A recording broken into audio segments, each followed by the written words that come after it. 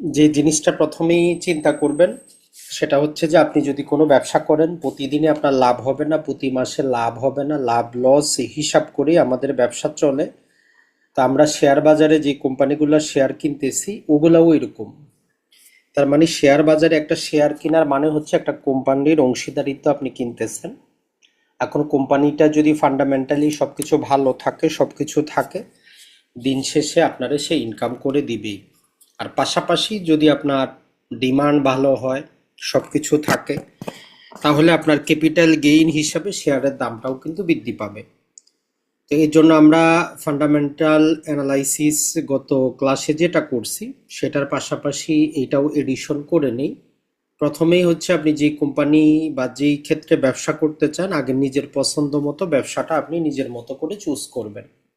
আমরা অনেকেই আছি যেমন সুদি লেনদেন করতে চাই না, তো সরাসরি যারা ধরেন যে সুদের লেনদেনের সাথে জড়িত আছে যেমন ব্যাংকগুলা, আপনি চাইলে ব্যাংকের শেয়ার বাদ দিতে পারেন, আপনার দেখার দরকার নাই। হয়তো ইসলামিক একটা দুইটা ব্যাংক আছে বা ইসলামিক ফাইন্যান্স আছে, সেগুলোর শেয়ার আপনি কিনতে পারেন। এটা আপনার চয়েসের উপর নির্ভর করে যে আপনি ব্যাংক অথবা ফাইন্যান্সিয়াল ইনস্টিটিউট যেগুলো আছে অথবা মিউচুয়াল ফান্ড এগুলাতে আপনি বিনিয়োগ করবেন কি করবেন না, এটা আপনার ব্যক্তিগত ইচ্ছার উপর নির্ভর করে।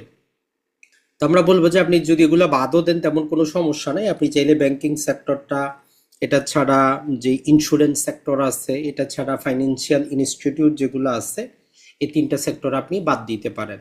এখন সেটা আপনি ডিসাইড করবেন, আপনি করবেন কি না করবেন আপনার ব্যাপার।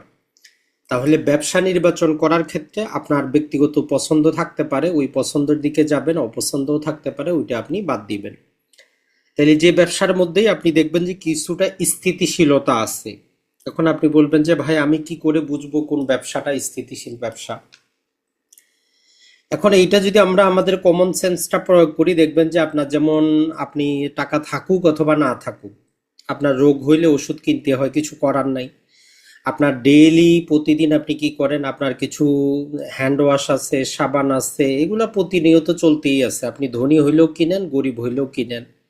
তার মানে এমন কিছু ব্যবসা আছে যেটা টাকা পয়সা থাকলেও ওই ব্যবসাটা চলে, না থাকলেও চলে। তার মানে একটা আমরা ওষুধ সেক্টরটা বলতে পারি, আর্থিক মন্দা যতই চলুক, আপনার ফ্যামিলিতে কেউ অসুস্থ হইলে জায়গা জমি বিক্রি করে হইলে আপনি চিকিৎসা করাবেন, তার মানে ওই কোম্পানির ব্যবসাটা চলবে। এটা ছাড়া নিত্য প্রয়োজনীয় জিনিস নিয়ে যারা ব্যবসা করে ওইগুলাও চলবেই চলবে। তো এইরকম আপনি নিজে থেকে নিজে স্থিতিশীল ব্যবসা খোঁজার চেষ্টা করবেন, হয়তো ভবিষ্যতে আরো নতুন কোম্পানি আসবে, আপনার মতো করে আপনি ট্রাই করবেন বের করা যায় কিনা। এরপরে যেই জিনিসগুলাতে আমরা গত ক্লাসে আপনাদের ইপিএসটা দেখাইছি, তো সেটা তো আপনি একটা রিপোর্ট দেখে বুঝতে পারতেছেন। কিন্তু ওভারঅল ধরেন যে আপনার ছোট এলাকার মধ্যেও 10টা দোকান আছে, মুদি দোকান আছে, ফার্মেসি আছে, সিমেন্টের দোকান আছে, রড সিমেন্টের দোকান আছে। এখন ওই ক্ষেত্রে আপনি চুজ করেন যে কোন ব্যবসাটা আসলে ভবিষ্যতে আরো প্রেসার গড়বে, আশেপাশে আরো ব্রাঞ্চ খোলা যাবে, দেশের বাইরে যাবে। তো এই রকম উন্নয়নমূলক যেগুলার ভবিষ্যৎ ভালো, এই রকম ব্যবসাটা আপনি সিলেক্ট করবেন। আজকে না হোক 1 বছর পর আরো নতুন নতুন সেক্টর আসতে পারে, নতুন নতুন জিনিস আসতে পারে। তাহলে 1 নম্বর দায়িত্ব হচ্ছে আপনি ব্যবসার ক্ষেত্রটা আপনার মতো করে চুজ করবেন, এই জিনিসগুলো আপনি এগুলো একটু নজরে রাখবেন যে এইটা আছে কিনা ওই ব্যবসার মধ্যে। এখন আসি আমরা যেই সেক্টরগুলো আপনি সিলেক্ট করলেন, 3টা 4টা 5টা, অথবা আমরাও আপনাদেরকে সম্ভবত একটা পিডিএফ দিয়েছি, সেখানে সম্ভবত কিছু সেক্টর সিলেক্ট করা আছে, যদি আমাদের ভুল না হয় সম্ভবত এখানে যেমন ধরেন যে আমরা এখানে টেলিকমিউনিকেশন সেক্টরটা আছে, এরপরে ইঞ্জিনিয়ারিং সেক্টরটা আছে, ফার্মা সেক্টর আছে, এরপরে ফুয়েল অ্যান্ড পাওয়ার আছে, এটা ছাড়া ফুড আছে, ট্রাভেল আছে, টেক্সটাইল আছে, মিসিলিনিয়াসটাও দেওয়া আছে, সিমেন্ট আছে, এবং ব্যাংকটা আমরা সবার শেষে রাখছি। তার মানে সেক্টরে কিন্তু অভাব নেই। তাহলে এই যে এতগুলা সেক্টরের মধ্যে মোটামুটি বাংলাদেশে আমরা অন অ্যাভারেজে হিসাব করলে 400-র মতো, প্রায় 397টা কোম্পানি আছে ঢাকা স্টক এক্সচেঞ্জে। তো আপনার তো এতগুলা কোম্পানি দরকার নাই, 22টার মতো সেক্টর আছে। তো ওগুলা থেকেও আপনি যাচাই বাছাই করে দেখেন যে এখানে 1 2 3 4 5 6 7 8 9 10, 10টা সেক্টর, অথবা আরো কমিয়ে দিতে পারেন, আপনি ব্যাংকিং সেক্টরে না গেলে 9টা সেক্টর হয়ে গেল। তার মানে আপনি আগে সেক্টরগুলো সিলেক্ট করে নেবেন যে আমি এই সেক্টরে আমি ব্যবসা নিয়ে থাকতে চাই। এখন এই প্রতিটা সেক্টরে তো আবার একাধিক কোম্পানি পাবেন, ভালো আছে, খারাপ আছে, সবকিছুই আছে। তো ওইখান থেকে আপনি ট্রাই করবেন যে প্রতিটা সেক্টরের যেগুলা লিডিং কোম্পানি আছে, মানে যেগুলা ভালো, মার্কেট ভ্যালু ভালো, মার্কেটে সুনাম আছে, ওইগুলার মধ্যে আপনি প্রাথমিক অবস্থায় বিনিয়োগ করার চেষ্টা করবেন। পরবর্তীতে যখন আপনি 6 মাস 1 বছর থাকবেন, এটা ছাড়া শেয়ার বাজার রিলেটেড যদি আপনি আরো একটু পত্রিকাগুলা দেখেন, পড়াশোনা করেন, নতুন কোম্পানি আসে, তখন হয়তো আপনি আরো ধীরে ধীরে অন্য কোম্পানিতে আপনার মতো করে আপনি যাইতে পারেন, তখন আপনার রিস্ক আপনি নিতে পারবেন। তাহলে সেক্টর সিলেক্ট করার পরে আমাদের দায়িত্ব হচ্ছে ওই সেক্টরের যারা টপ আছে, যারা গত 5-10 বছরে ভালো করছে, দ্রুত তারা গ্রোথ করতেছে, তারা ডিভিডেন্ডটাও দেয়, এইরকম কিছু কোম্পানি সিলেক্ট করবেন। তো এখানে আমরা আপনাদের জন্য কিছু সিলেক্ট করে দিয়েছি। আমরা রিকোয়েস্ট করব যে আপনি যে ওয়েবসাইটগুলা যেগুলোর মধ্যে আমরা বিভিন্ন শেয়ারকে যাচাই বাছাই করি, এই 30টা আপনি ওইখানে ফেভারিট লিস্টে রেখে দিতে পারবেন। তাহলে যখনই আপনি ওই ওয়েবসাইটটা খুলবেন, এই শেয়ারগুলোর ব্যাপারে আপনি সেখানে আপডেট পাবেন, কোনটার দাম কেমন বাড়তেছে না কমতেছে, এরকম আপনি পাবেন। আর এই 30টা কোম্পানি জাস্ট আমরা বলতেছি না যে আপনি এই 30টার মধ্যে কিনেন, এই 30টা আপনার ওয়াচ লিস্টে রাখবেন। এখান থেকে যাচাই বাছাই করে আপনি 5টা 6টা 7টা বা অ্যামাউন্ট যত বাড়বে, ম্যাক্সিমাম 12টা পর্যন্ত যাইতে পারেন, আরো বেশি চাইলে 15টা পর্যন্ত যাইতে পারেন, এর বেশি আমাদের দরকার নাই। কারণ আপনি 10 কোটি টাকা বিনিয়োগ করবেন না, আমরা ভালো করেই জানি। তো অতএব বেশি সেক্টরে বিনিয়োগ করলে আপনার লাভ কিন্তু হবে না। কারণ দেখেন যে 5টাতে আপনি লাভ করলেন, 5টাতে লস করলেন, দিন শেষে আপনার জিরো। তো তার চাইতে ভালো আপনি যদি একটু রিস্ক নিয়ে ভালো কোম্পানিতে বিনিয়োগ করেন, আপনার জন্য বেস্ট হবে। তাহলে এই সেক্টরের মধ্যে আমরা যদি বলি যে দেখেন, টেলিকমিউনিকেশনে বাংলাদেশে মোটামুটি 4টা আছে, তার মধ্যে 2টা শেয়ার বাজারে আছে, জিপি আছে, রবি আছে, দুইটাই আছে। এখন রবিটা শেয়ার বাজারে নতুন, গ্রামীণ ফোনটা পুরাতন। তাহলে গ্রামীণ ফোনের 2009 থেকে 25 পর্যন্ত আমরা তার পারফরমেন্সটা যাচাই করার সুযোগ পাচ্ছি। আর রবিটা আমরা দেখতেছি যে তারা ধীরে ধীরে গ্রো করতেছে, তাদের আয়টাও আমরা গত ক্লাসে দেখাইছি যে গ্রামীণ ফোনের যত টাকা আপনি ইনভেস্ট করবেন, অত টাকা রবিতে করলে তাদের ইনকামটা কম আপাততর জন্য। তাহলে এই সেক্টরে আপনি গ্রামীণ ফোনটা আপাতত সিলেক্ট করতে পারেন যে ঠিক আছে, আমি টেলিকমিউনিকেশন সেক্টরে গ্রামীণ ফোনটার মধ্যে বিনিয়োগ করব। যদি এই রিলেটেড আপনি আরো কোনো তথ্য পান, কোনো নিউজ পান, এগুলো একটু ভালো করে দেখার চেষ্টা করবেন। এরপরে ইঞ্জিনিয়ারিং সেক্টরে যদি আমরা যাই, মূলত এখানে 3টা কোম্পানি আমরা টপে পাবো, তার মধ্যে 2টা কোম্পানি একই কোম্পানি মোটামুটি বলতে পারি। এই যে আমাদের ইঞ্জিনিয়ারিং সেক্টরে রড যেগুলো আছে, বিএসআরএম লিমিটেড, তো এই কোম্পানিটা যেটা আছে এটা লিডিং পজিশনে আছে। আর আমরা ওয়ালটন সবাই জানি, ঠিক আছে, ওয়ালটনের কিছু আপনার খারাপ দিক আছে, ভালো দিক আছে, যাচাই বাছাই করার জন্যই তো আমরা এই কোর্সটা করলাম। তো সেগুলো যাচাই বাছাই করে যদি আপনার মনে হয় যে না আমি এটাতে বিনিয়োগ করতে পারি, অবশ্যই করা যায়। ফার্মা সেক্টরে দেখেন যে বাংলাদেশে অনেকগুলো ভালো ভালো কোম্পানি আছে, কিন্তু সব সময় তো আর সব কোম্পানি ভালো চলে না। তো ওইখান থেকেও আমরা আপনাদের জন্য এখানে মোটামুটি, যেমন ধরেন যে রেনেটাটাও আছে। তো এটার মধ্যে আমরা বলেছি যে কোম্পানির অতীত কিন্তু খুব ভালো, কিন্তু তাদের ব্যবসা সম্প্রসারণের কারণে আগামী 6 থেকে 1 বছর অতটা লাভ সেখানে আমরা পাবো না। তারপরেও আপনি যদি ধৈর্য যদি থাকে, আপনি এন্ট্রি নিতে পারেন।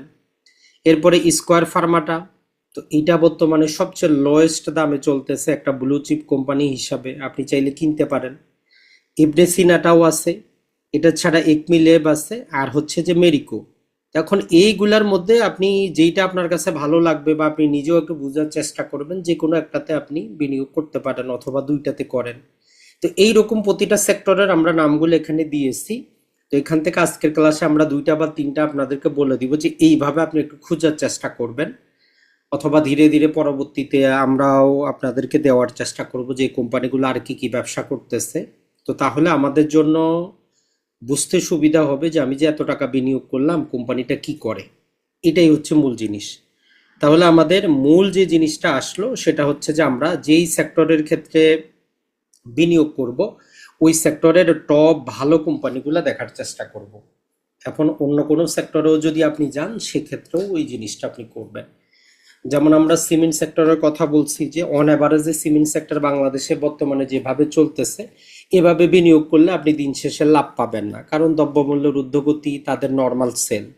আর আগামী 5 বছর ধরেন যে যদি বিএনপি সরকার ক্ষমতায় থাকে, আমরা গতবারই বলেছি যে তাদের লিডারের কথা হইলে আমরা বড় কোনো প্রকল্পে হাত দিব না, আর বড় প্রকল্পে যদি হাত না দেয় অতিরিক্ত সেল হবে না, সেল না হলে অতিরিক্ত ইপিএস বাড়বে না, নর্মাল যেগুলো আছে সেগুলাই চলবে।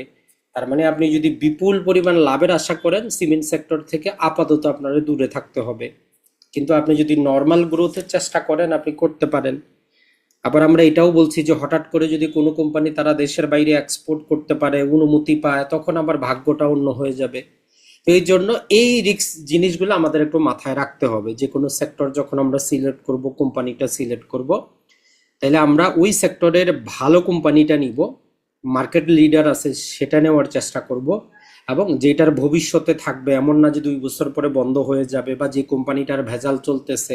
যেমন ধরেন যে ভ্যাকসিনকো আছে ওষুধ ফার্মার মধ্যে, কিন্তু ওইটার মধ্যে একটু ঝামেলা, আমরা সবাই জানি মালিকানা নিয়ে ঝামেলা। তো ওইটাতে আপনি যতই সস্তাই হোক ওইটাতে বিনিয়োগ না করাই আপনার জন্য ভালো।